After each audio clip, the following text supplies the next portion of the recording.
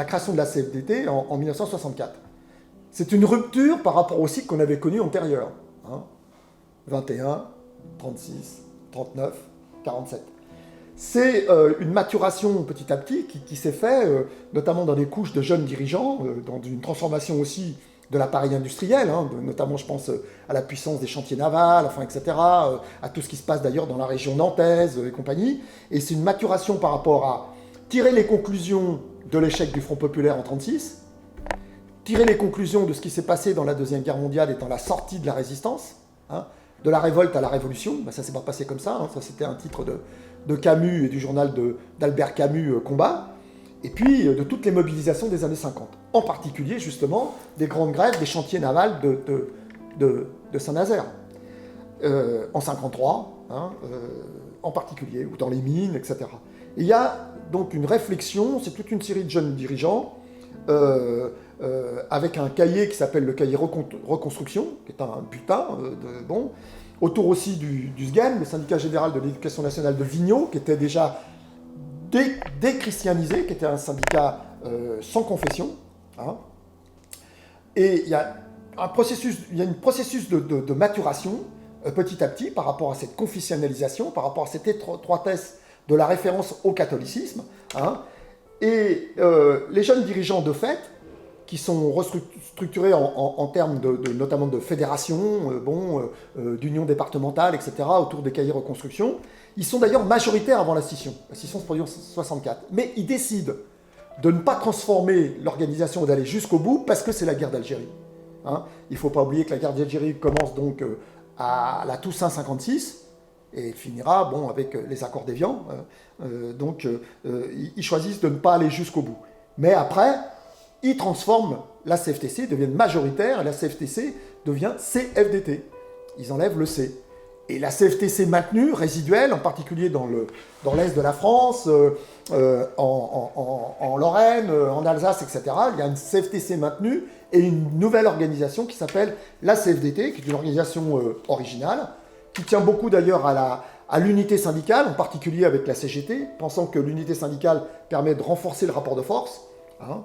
Elle est, cette jeune CFDT, elle se bat beaucoup aussi pour, d'ailleurs c'est les prémices de 68, hein, la défense, les longues manifestations et grèves contre les ordonnances, qui attaquent déjà la sécurité sociale, acquis de la période post-résistance, hein, puisqu'on crée une sécurité sociale, hein, les systèmes de retraite, etc., tous les acquis du Conseil national de la résistance, hein, avec aussi le développement des services publics.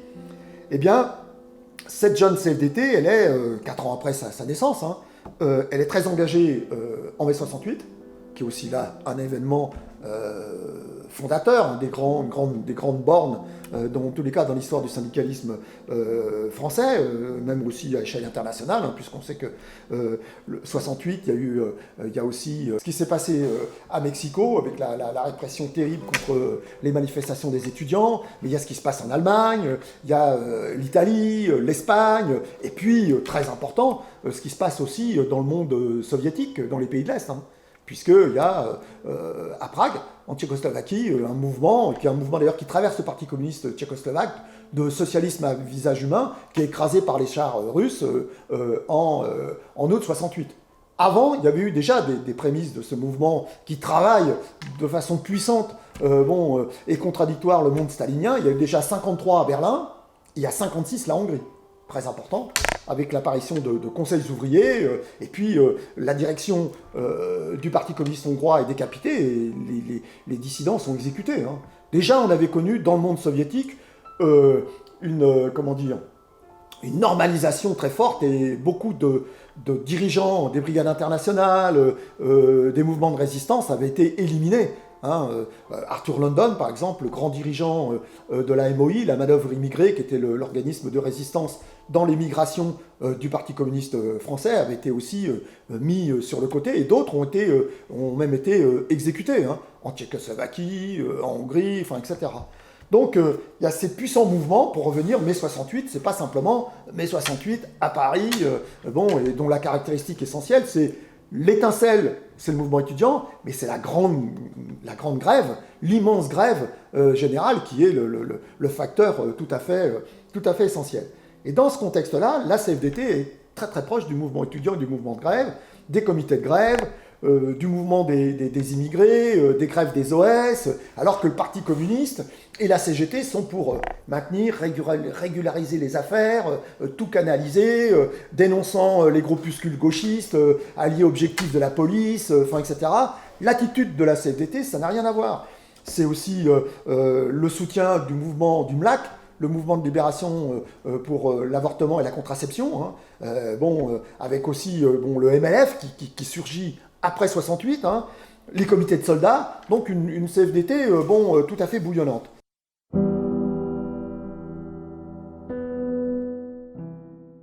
Puis, petit à petit, il y a un processus qu'on a appelé le recentrage, avec le congrès de Brest, avant le rapport d'un dirigeant d'ailleurs qui vient de mourir, qui est un dirigeant socialiste, Jacques Moreau, le rapport Moreau, et puis le congrès de Brest et le recentrage en disant on a été trop loin, il faut savoir pratiquer les disciplines revendicatives, prendre de la distance par rapport à l'union de la gauche, puisque là il y avait un programme commun avec le Parti communiste, le Parti socialiste et les radicaux de gauche, prendre de la distance,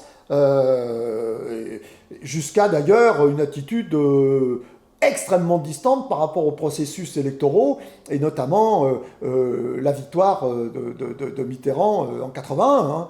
Ils ont été surpris, ils n'ont pas du tout... Et après, au contraire, tête à queue, et on se précipite, et on envoie des dirigeants à l'intérieur des cabinets ministériels, dont Hubert Lezy-Regrel, et puis Jeannette Lahotte, par exemple, qui était une dirigeante d'une des fédérations et de la direction de la CFDT. Et en 83, on a un mouvement aussi très important qui est l'approbation de l'austérité. Il y a un grand débat qui traverse la gauche, plusieurs orientations, dont une qui dit qu'il faut sortir du serpent monétaire européen, et l'autre qui dit non, au contraire, il faut arrêter la période d'effervescence post-81 et revenir à des revendications maîtrisées, disciplinées, etc., sous l'égide d'ailleurs de Jacques Delors, très proche de la direction de la CFDT, et c'est le tournant de l'austérité. Et là, on voit Edmond Maire, le secrétaire général, qui approuve l'austérité sur les escaliers de Matignon, en disant que la CFDT approuve cette austérité et qu'il faut faire attention avec les grèves, les augmentations salariales, etc. Donc là, il y a des luttes internes très très fortes qui se développent à l'intérieur de la CFDT. Puis après, il y a une série de congrès, on peut les échelonner, le congrès d'Annecy. Et au congrès d'Annecy, l'opposition qui est structurée autour de plusieurs fédérations et des régions, manque d'assez peu finalement de prendre la direction. Il y avait des régions Rhône-Alpes, la fédération des services, la fédération des banques, avec des dirigeants des PTT, comme Émile Le Belair, comme Pierre Héritier, Et puis après, on a toute une série de congrès, Metz, Strasbourg, Paris, etc. Ce qu'il faut noter, c'est qu'au congrès de Strasbourg s'oppose la succession d'Edmond Maire, et donc celui qui apparaît naturellement comme l'homme de la synthèse, c'est Jean Caspar. Et normalement, une des possibilités, c'était que Jean Caspar soit suivi d'un secrétaire général adjoint, d'un numéro 2, qui aurait dû être Pierre Héritier. Trop dangereux, trop marqué à gauche, on met à la place Nicole Notat. Et mon maire se bat pour que ça soit Nicole Notat. Et au congrès de Paris, Jean Caspar est réélu, et peu de mois après, coup d'état interne, on trouve que Jean Caspar est un peu mou, trop gentil à l'interne, trop conciliateur, ne tenant pas assez la ligne, et qu'il faut quelqu'un d'énergique.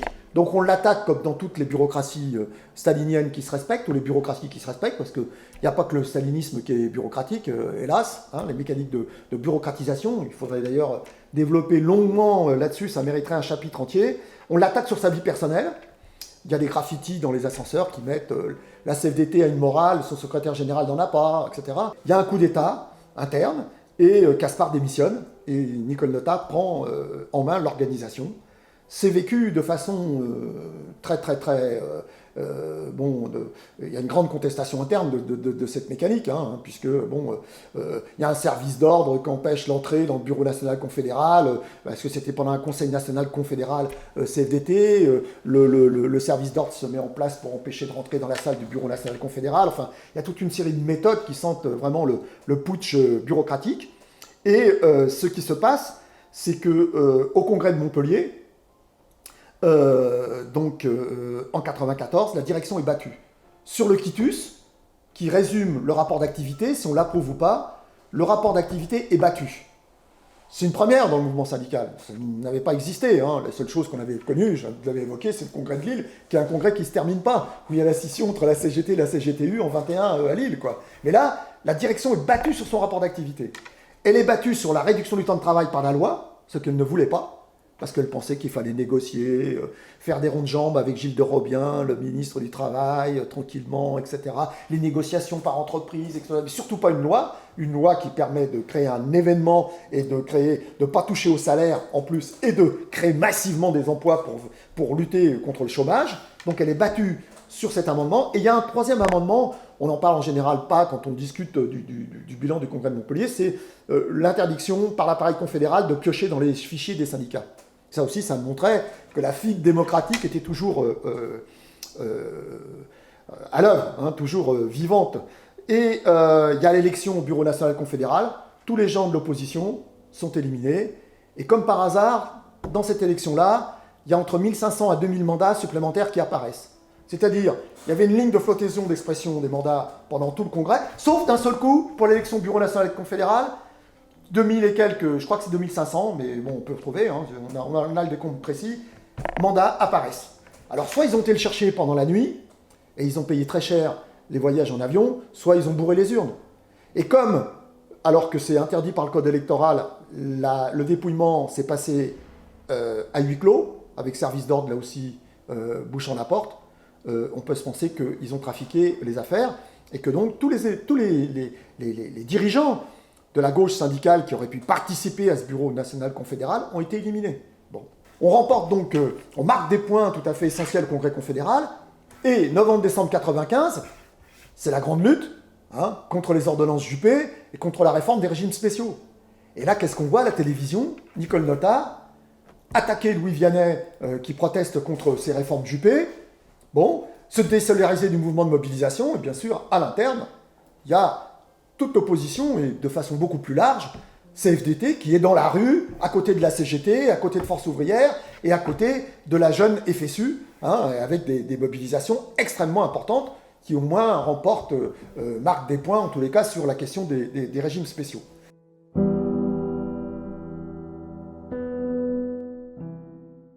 Donc on pensait, à l'époque, que situation de crise interne, on est majoritaire sur certains aspects, mouvement social dans lequel on matérialise la nocivité de la ligne Notat, et ce qu'elle exprime réellement, on pouvait transformer la CFDT.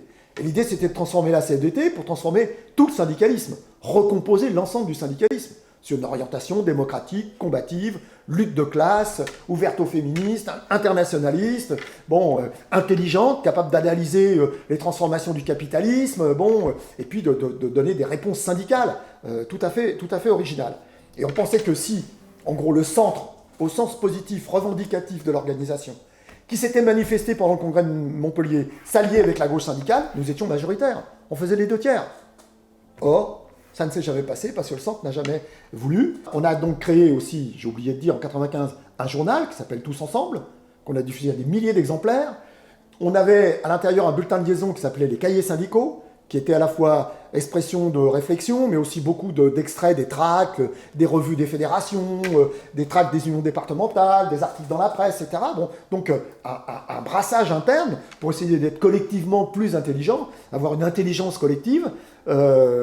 Et on a été avec ces processus-là jusqu'au congrès de 98 de Lille, où on s'est fait battre. On a fait encore des scores tout à fait intéressants de 30 et quelques %, c'était pas du tout négligeable. Dans l'histoire du syndicalisme, c'est pas comme quelque chose de ridicule, c'est pas une groupuscularisation des expressions de la dissidence et de la gauche CFDT, mais on n'a pas réussi. On avait tenté d'ailleurs, j'ai oublié de dire qu'on avait tenté un congrès extraordinaire, c'est-à-dire qu'on pensait qu'après 95, il fallait avancer le congrès, et la direction a dit non, au contraire, on le recule d'1 an pour mieux préparer les affaires de son point de vue. Et on a fait d'ailleurs une assemblée générale de tous les syndicats de la dissidence, de la gauche CFDT à Clermont-Ferrand, où il y avait, je sais plus, 1500, 2000 personnes. Bon, extrêmement intéressant. Et au sorti du congrès de Lille, il y a eu une discussion dans le groupe d'animation de la gauche syndicale, et où on a pensé, pour certains, en tous les cas, moi j'étais dans cette optique-là, qu'il fallait encore plus structurer l'opposition de CFDT. De telle façon que si nous arrivait un malheur ou une transformation importante, on puisse sortir en bloc de la CFDT confédérale, avoir une masse critique de plusieurs centaines de milliers d'adhérents et d'adhérentes, et de pouvoir peser sur la recomposition syndicale en direction des jeunes syndicats naissants de Solidaire et de Sud, et en direction aussi de la FSU, pour créer un pôle attractif de transformation du syndicalisme. Et ça n'a pas été jusqu'au bout. Et ce qui fait que donc, après, on a eu un phénomène un peu de dispersion. Chacun est rentré, comme dit Nougaro en parlant de 68, la très belle chanson de Nougaro sur les 68, et chacun est rentré chez son automobile. Bon ben, chacun est rentré chez soi.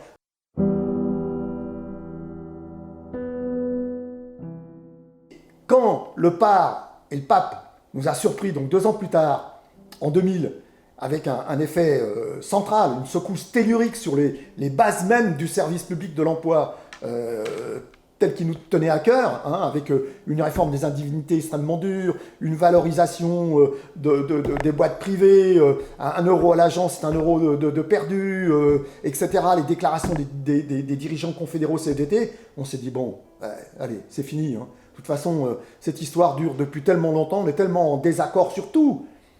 Et en plus, j'ai passé des épisodes, mais par exemple, quand en 86, il y a la grande grève des cheminots et que l'étudiant Malik Oussekine est tué par les brigades mobiles de la police de Pasqua, il y avait une possibilité de fusion et d'unification du mouvement étudiant et du mouvement gréviste, et mon maire a dit « Surtout pas ça, il faut surtout pas la convergence des luttes, surtout pas !» On ne sait jamais, ça pourrait déstabiliser le système. Et il y a eu des tas d'événements, hein, il y a eu aussi des vilainies, on pourrait raconter aussi quand on a été poursuivi par Michel Bon pour diffamation.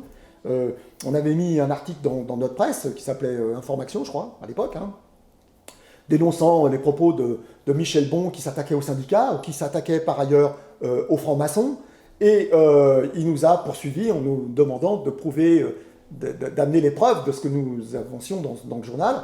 Alors, sur l'attaque contre les syndicats, c'était pas trop difficile parce qu'il s'était répandu dans les radios.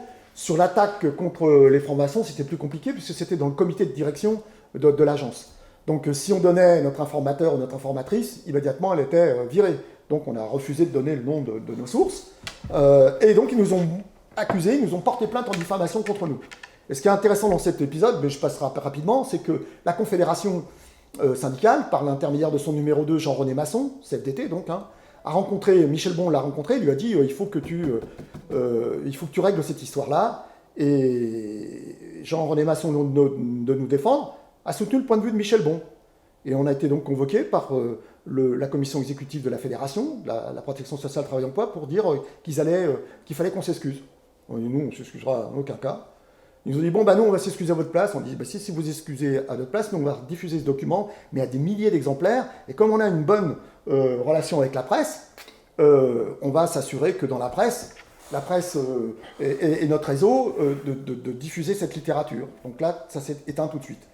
Mais ce qui est dingue, c'est que, alors qu'on était accusés de diffamation, qu'ils avaient comme objectif d'ailleurs de nous faire condamner par les tribunaux, par la 17e chambre correctionnelle, pour après nous virer au moins 2 d'entre nous pour essayer de montrer que le syndicalisme de la dissidence, ça avait un coût. C'est ça qu'ils avaient derrière la tête.